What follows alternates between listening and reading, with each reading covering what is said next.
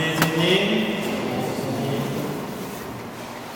우선은 그 축기를 받으신 N수녀님 그리고 양수녀님께 다시 한번 진심으로 감사 그리고 축하드리고요.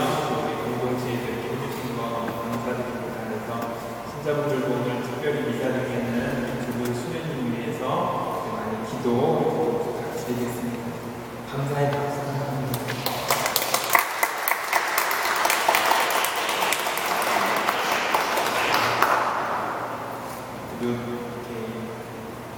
성당에서 수녀님이 계시고 안 계시고는 좀 큰 차이가 있어요. 신부님이 물론 있어야 되지만은 또 수녀님이 그래도 보이지 않게 이렇게 있는 게 참 큰 자리를 차지하거든요. 그래서 수녀님께서 이렇게 또 알게 모르게 뒤에서 이렇게 많이 도와주시는 거 생각하시면 이렇게 많은 신자분들 감사한 마음 생각하시면서 언제나 또 수녀님 영육간의 건강을 위해서 기도해 주시면 감사하겠습니다.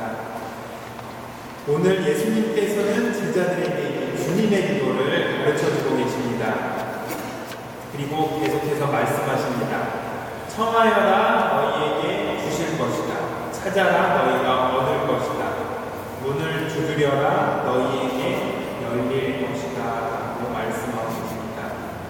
네, 저는 예전에 이런 좀 질문을 한번 해본 적이 있습니다. 왜 예수님께서는 나의 기도를 그렇게 천천히 뜸을 들여가면서 아주 그냥 애간장을 태우면서 이렇게 늦게 들어주실까 하는 의문을 가져본 적이 있습니다. 왜냐하면은 기왕 내 소원 들어줄 거 어떻게 하면 좋은 거죠? 빨리 들어주면 좋은데 왜 그렇게까지 나를 애간장을 태우고 그렇게 끝까지 그렇게 했을까라는 생각을 좀 해보게 됩니다. 그러면서 또 한 가지 확신하는 거는 뭐죠? 하느님은 우리가 기도하는 그 모든 기도의 소원을 들어주세요, 안 들어주세요? 분명히 하느님은 들어주신다고 저는 믿습니다. 그런데 문제는 뭐였죠? 하느님은 항상 당장 들어주시지는 않는다는 것이었습니다. 어떻게 보면은 나의 기도를 들어주시는 시간이 매우 길었습니다. 어떨 때는 마치 하느님이 내 소원을 내가 정말로 간절히 청하는 기도를 안 들어주시는 것 같았습니다. 바로 그때 저는 다시 한번 오늘 복음 말씀을 묵상하게 되었습니다. 그러면서 저는 내가 이렇게 하느님께 기도를 드릴 때 무엇에 관심이 있었나라고 생각을 할 때 무엇에 관심이 있었죠?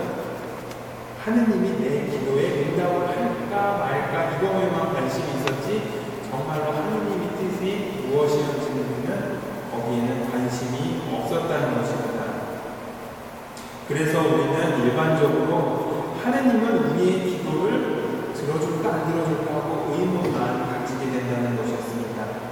그러다 보니까는 하느님이 이렇게 나를 뜸들이면서 기도를 들어줄까 안 들어줄까라고 생각만 하다 보니까는 정작 하느님께 희망을 가지고 간절히 기도를 드리지 않았던 것 같았습니다. 그래서 저는 오늘 복음 말씀 중에 이제 청하여라 주실 것이다, 찾아라 얻을 것이다, 문을 두드려라 열릴 것이다 라는 부분도 중요하지만은 우리가 조금 지나친 부분이 지나치게 간과한 부분이 있지 않나라는 생각을 해보게 되는데 그것이 바로 마지막 부분에 나오는 것 같습니다.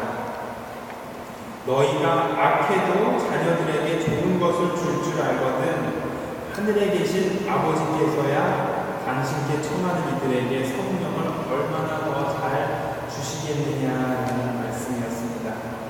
문제는 하느님이 아니라 바로 우리가 무엇을 원하고 있는지를 잘 모르고 있었다는 것입니다. 예를 들면은 우리가 기도할 때 하느님 사과를 하나 꼭 주세요라고 기도를 할 때 하느님은 분명히 나중에 사과를 주실 거예요. 그렇지만은 그 사과를 달라는 목적이 내가 저 사과를 먹고 싶으니까 하느님 주세요라는 그 기도와 아니면 내가 그 사과를 또 가져서 이것을 가난한 사람들이랑 누구랑 같이 나눠 먹겠습니다라고 하면서 드리는 기도랑은 같은 거에 다른 거예요. 분명히 다르지만은 분명히 하느님은 누구에게나 사과를 주실 수 있다는 것이었습니다. 거기에는 완전히 다른 목적이 있었다는 것이었습니다. 그래서 가장 큰 유혹 중에 하나가 어차피 들어주실 기도 미리 들어주시면 안 될까 하는 것이 어떻게 보면 가장 큰 유혹이었다는 것이었습니다. 분명히 하느님은 우리에게 사과를 주실 것입니다.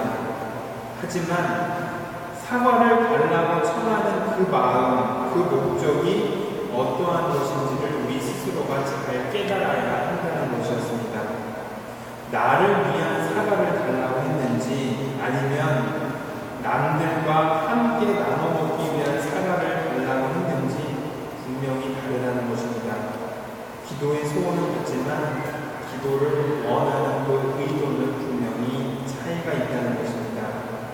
그래서 가만히 이 세상을 보면 하느님은 심지어 나쁜 사람들에게도 너무나 무심하게도 나쁜 사람들이 청을 들어주는 것 같아요? 안 들어주는 것 같아요? 들어주기도 한다는 것입니다.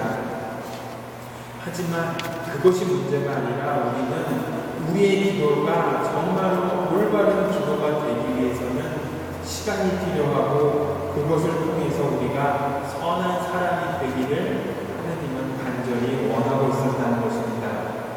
그러므로 우리는 청하고 찾고 두드려야 하는 이유가 우리의 고집을 하느님께 말하는 것이 아니라 우리 자신을 돌아보는 시간이 필요했기 때문인 것입니다.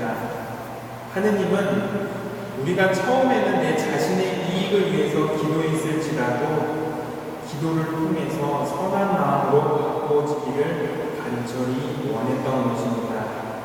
우리가 하느님께 청할 때마다 우리는 나의 욕심이 아니라 하느님의 뜻이 무엇인지를 바로 판단하고 그것을 기도해야 한다는 것이었습니다.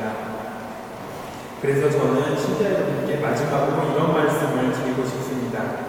교황님께서 예전에 이런 말씀을 하셨는데 우리 교회는 부정한 방법으로 생긴 공헌금은 거부해야 합니다 라고 말씀하신 적이 있습니다. 그래서 이렇게 좀 부정한 방법으로 생긴 돈을 누군가가 공헌할 때는 그거를 어떻게 하라고 하죠? 단호하게 그 돈은 안 받겠습니다라고, 그것도 어떻게 보면 유혹이겠지만은 안 받겠습니다라고 거부를 해야 하는 것이 바로 우리의 공분이라고 말씀하신 그 기억이 납니다. 바로 우리도 어떻게 보면은 무엇보다 다 좋아서 이렇게 받는 것이 아니라 정말로 어떤 것이 순수하고 올바른 것인지를 잘 판단하고 그렇게 했을 때 하느님께 올바르게 기도할 수 있지 않을까라는 생각을 해보게 됩니다. 분명한 것은 하느님은 항상 우리의 기도를 들어주십니다. 하지만 한 가지 더 중요한 것은 하느님은 우리가 기도를 드릴 때 우리의 마음이 순수해지기를 간절히 원하고 계셨다는 것이었습니다.